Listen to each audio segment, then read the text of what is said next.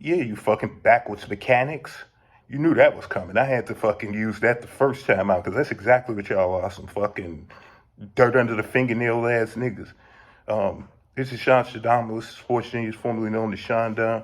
Welcome to another episode of Diary of a Mad Sports Fan.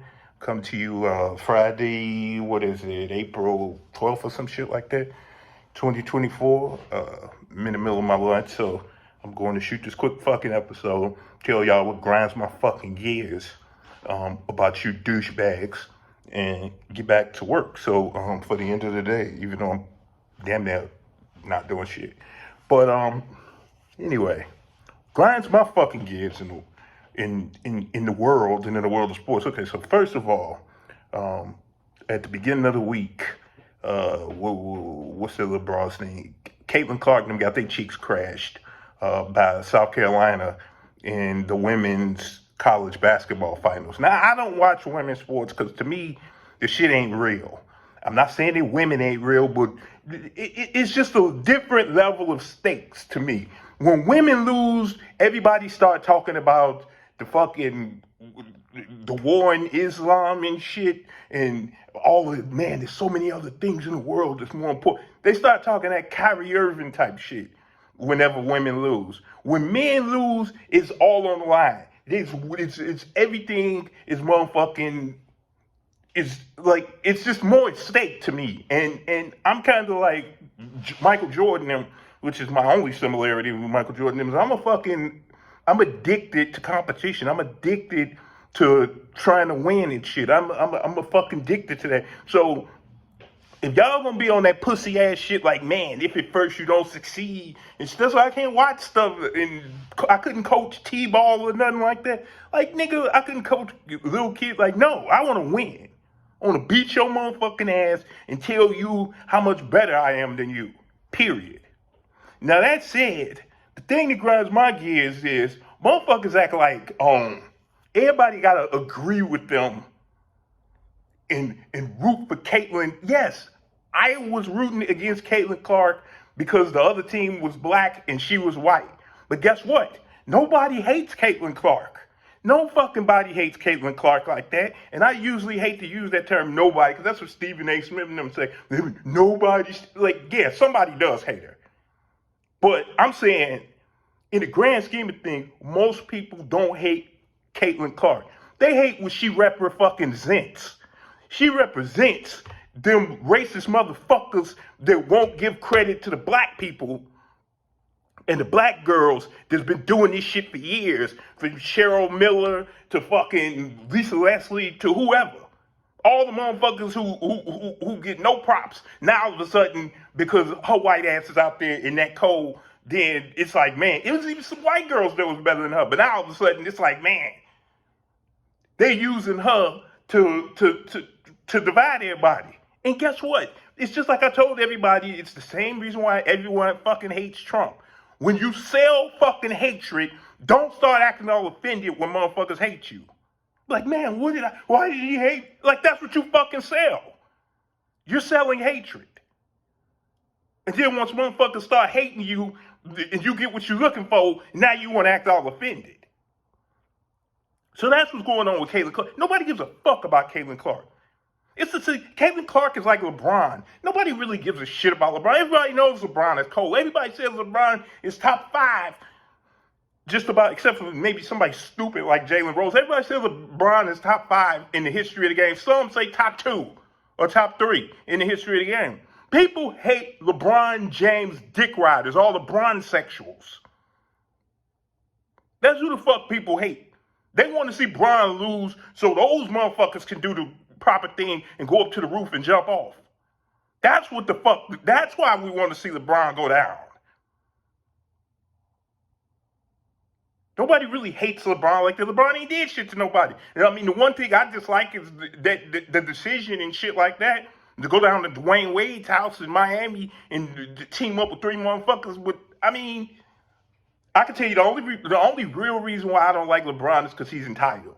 He's an entitled motherfucker that feels like when he do something, you gotta honor it because he's LeBron. Like, no, I don't have to agree with you. I have to fucking respect it and move on. but I don't have to actually agree with you. I'm not hating on the grown man or a black man. All the words that these motherfuckers stupid ass Generation Z or Generation A or whatever the fuck generation these fucking numbskulls are, all the words they use, you gotta be if you don't agree with LeBron. Like, man, fuck you. Although not literally, because you motherfuckers might try it nowadays. So that grinds my fucking gears. Another thing that grinds my fucking gears, and it actually makes me fucking, it grinds my gears that O.J. Simpson died, because I really didn't want him to, I wanted his ass to stick around as long as possible to keep pissing these fucking white people off. But what grinds my gears is their attitude about, man, people were murdered that day. And you, motherfucker, okay, so first of all, Robert Blake, who most of you motherfuckers know as Beretta, but the motherfucker also played in The Little Rascals. That motherfucker has been an actor until he died last year, of course. He had been an actor most of his fucking life, from the time of about 3 years old up until they started banning him around 70 years old and shit, in which case he was fucking retired. Wasn't nobody watching no fucking Robert Blake movies or shows. But the point is, this motherfucker killed his wife got killed, his gun he was with her at the time, his gun was at the table and shit. Like, nigga, OJ, at one point in time, OJ was in Chicago. They was questioning his whereabouts, whether he was here, there, whatever. Like, another thing, what people don't realize, they be like, man, they let O.J. Simpson off. Do you realize how bogus the evidence had to be for O.J. to get off? 8 motherfucking white people was on that jury. It was only 4 minorities that let O.J. off. 8 motherfucking white people was like, dude, y'all out of order. They had, like, that wasn't a hung jury that let him off or nothing like that. That shit was 12-0. Everybody was like, man, they out of order.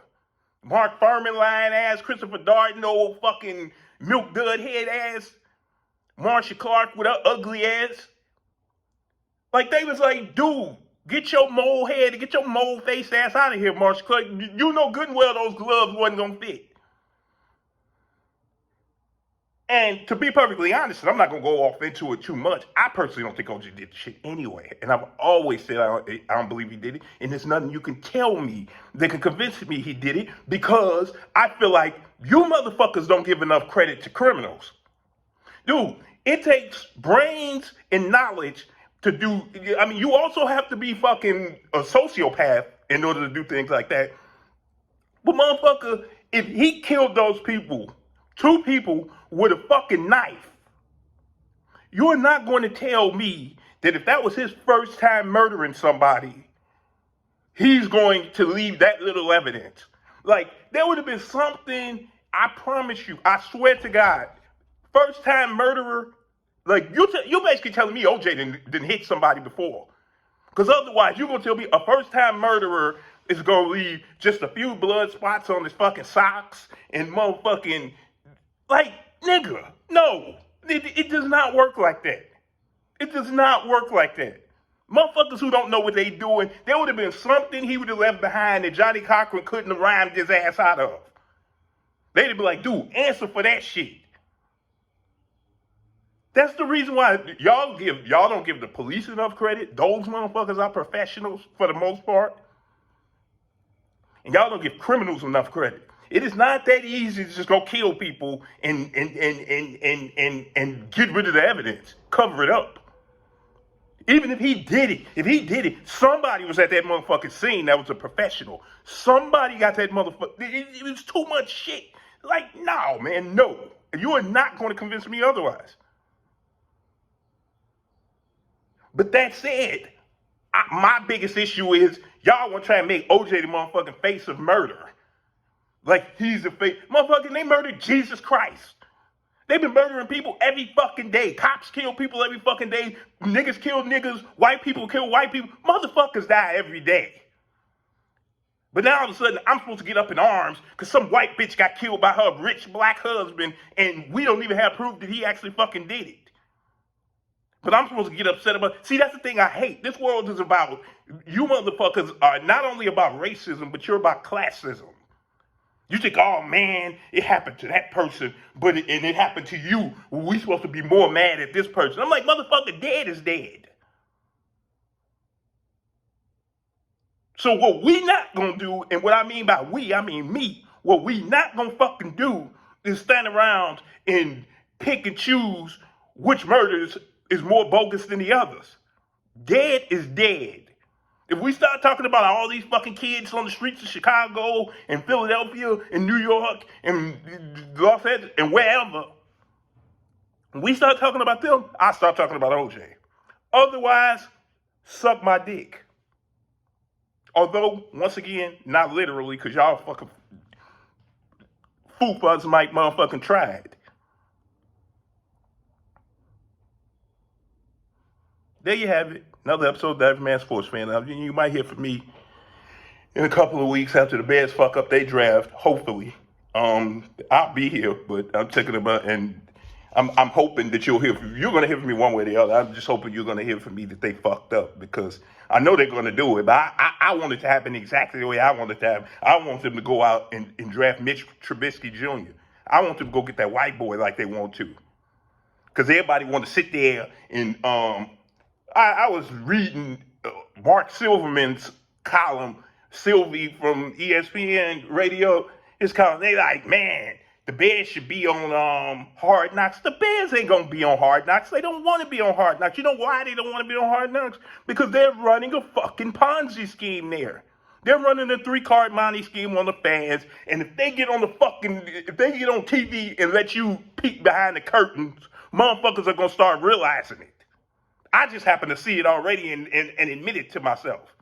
But they don't want to be on Hard Knocks, and that's why the NFL ain't made them be on Hard Knocks yet, because they should have been had to be on Hard Knocks. You're supposed to be on Hard Knocks if you're one of the worst teams in the league, and they had the #1 fucking pick last year on their own.